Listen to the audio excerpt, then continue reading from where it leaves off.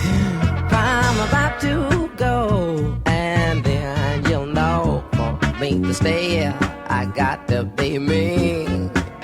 You'll never be in doubt. That's what it's all about. You can't take me for granted and smile. Count my days, I'm gone. Forget reaching my phone, because I promise I'll be gone for a while. Hello and welcome to episode number 31 of the For All That podcast. I'm back this week. I didn't get the Doctor Who role and I'm absolutely outraged. Damn that cad Peter Capaldi. How do you feel about that? Are you a fan of Doctor Who, Michael? I think it's gone downhill in the last few seasons, or series. God, that's such an appalling Americanism. It's gone downhill in the last few seasons, basically since they had, what was her name, the comedian woman, because all of the sidekicks have been completely wooden. Yeah, I entirely agree. I've been very tragic in having a whole series of conversations about Moffat's writing style recently and his empty sidekicks and their rather dubious politics. We're also joined today to introduce Peter Geoghegan again, who's come back to us, who's a freelance journalist who now lives in Glasgow. How are you getting on, Peter? What do you think about Doctor Who? I'm one of those old Doctor Who fans who was I was very big into Tom Baker in his day, although I wasn't quite around for the first time, but in Sylvester McCoy's era, and have never really warmed to the idea of a Doctor Who after 1989, which is very sad. For a young man like yourself, that's a tragic. It is, yes.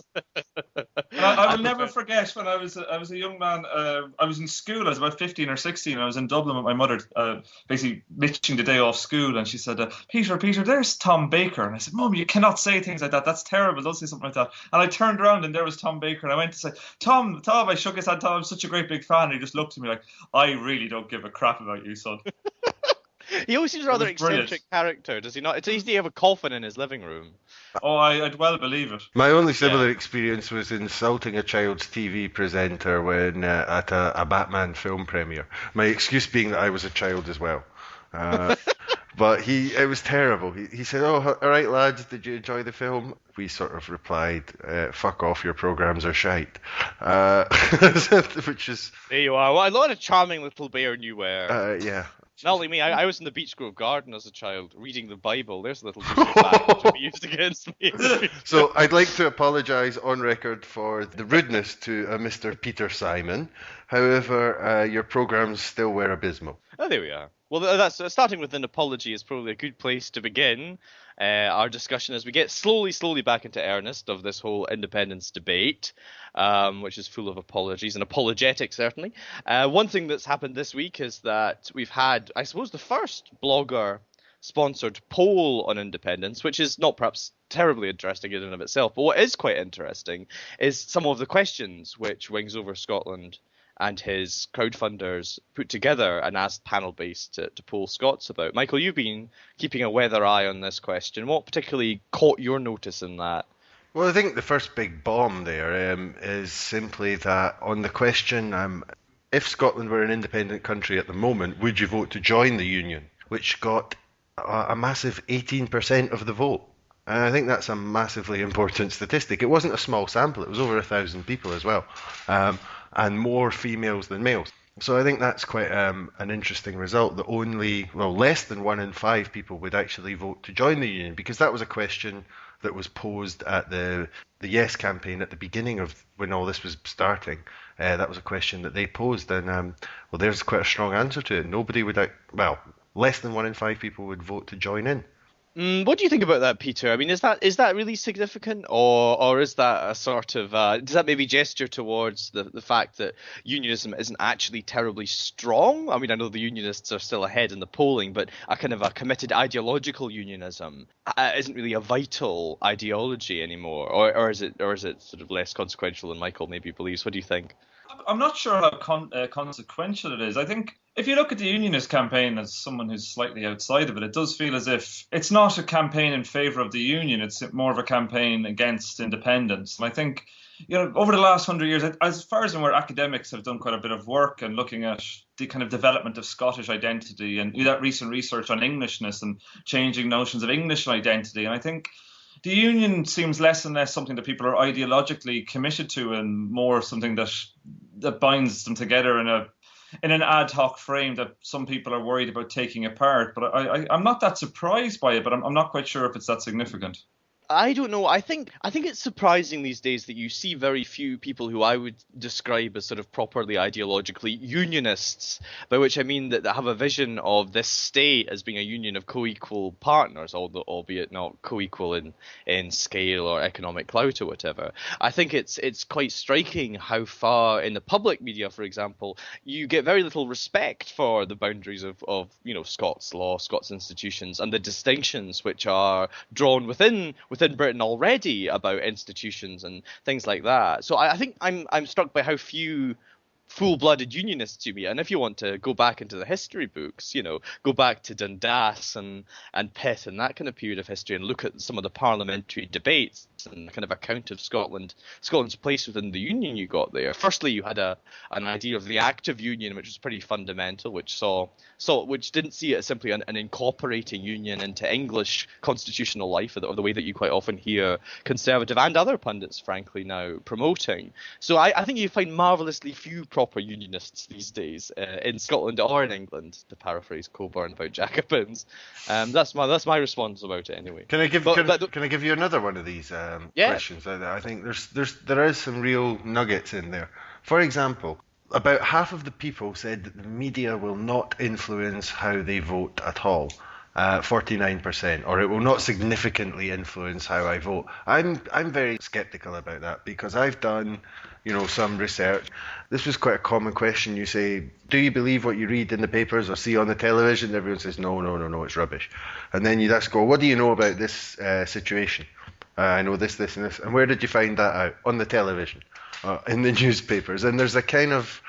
People don't like to admit that they're influenced by the TV, but they are. So even if half of them say that they're not, I'm not convinced by that. It's a bit like advertising. Everybody says that advertising works, but not on me.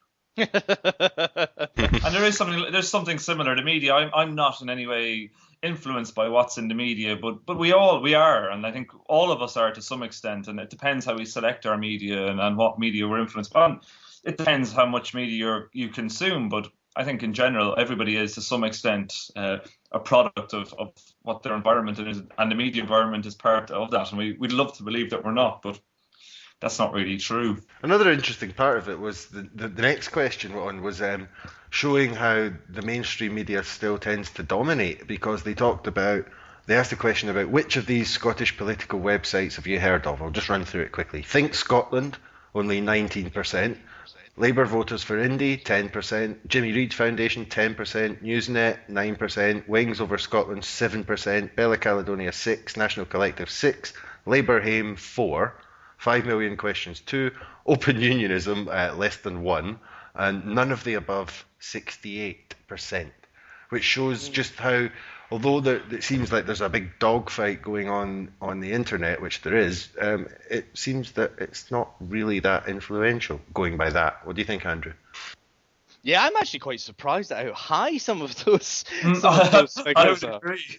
And particularly the Think Scotland figure. I mean, I wonder if they got it mixed up with something else, because I can't imagine that. Maybe that's all of the enthusiastic right-wing thinkers that are desperate for an outlet and so seek it out in preference.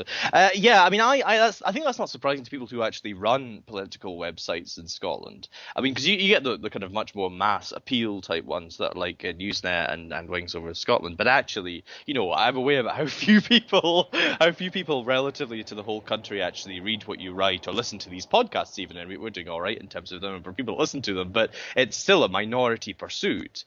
And I think it would be false to say that the power of mass media is significantly diminished because by the existence of the internet, because actually people just aren't using it. It's also an important question about, I suppose, differential access to the internet, about who are the people who are kind of the 6% that have heard of National Collective. And chances are it's not going to be the poorest percentage of Scots who also have the lowest level of internet access. I think internet access per household in Scotland sits at something around 75%, which is implications across all sorts of different areas. But I wonder if this is perhaps another one as well, that actually there's a coincidence between the poorest groups in Scotland and polling and a positive attitude towards independence, but these are also the same people who are least likely to have access to the internet. I wonder if there's a sort of a question there about who the consumers of different types of media are as well.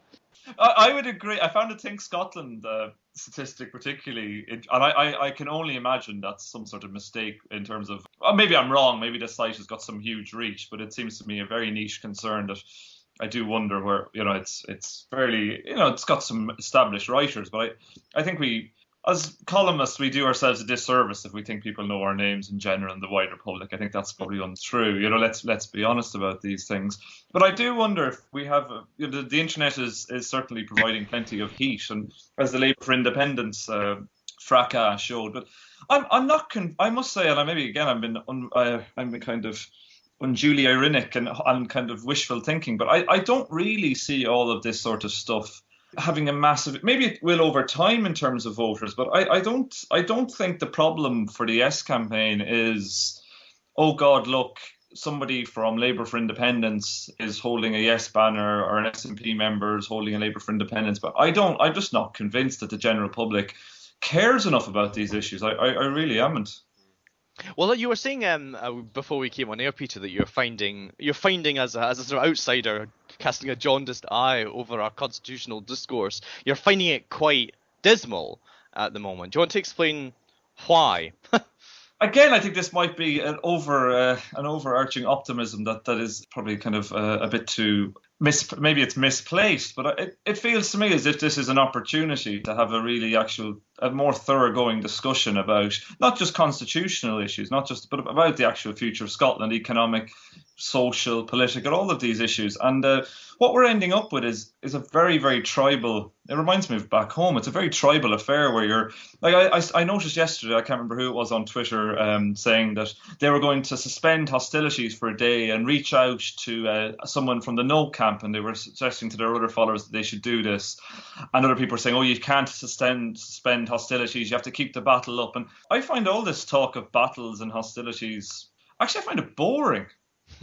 Fundamentally really boring. It's not really a battle. And if at the end of the day, I think my biggest fear, and I think this is a lot of people's fear, is that come the 19th of September, no matter what the vote is, a lot of this stuff that we've seen for the last kind of few months, and which I think we're going to see for the next 12 months, of whether it's yes or no, it's not going to be forgotten. It's going to actually linger on afterwards. And I actually think that's quite worrying. You could end up quite a divisive polity, no matter what the result is. And I don't think everyone in the country is that animated by this question. I think that's becoming increasingly clear as well. I don't think it's some people are very animated by the idea of independence. Some people are very animated by the idea of not having independence. Some people are in the middle.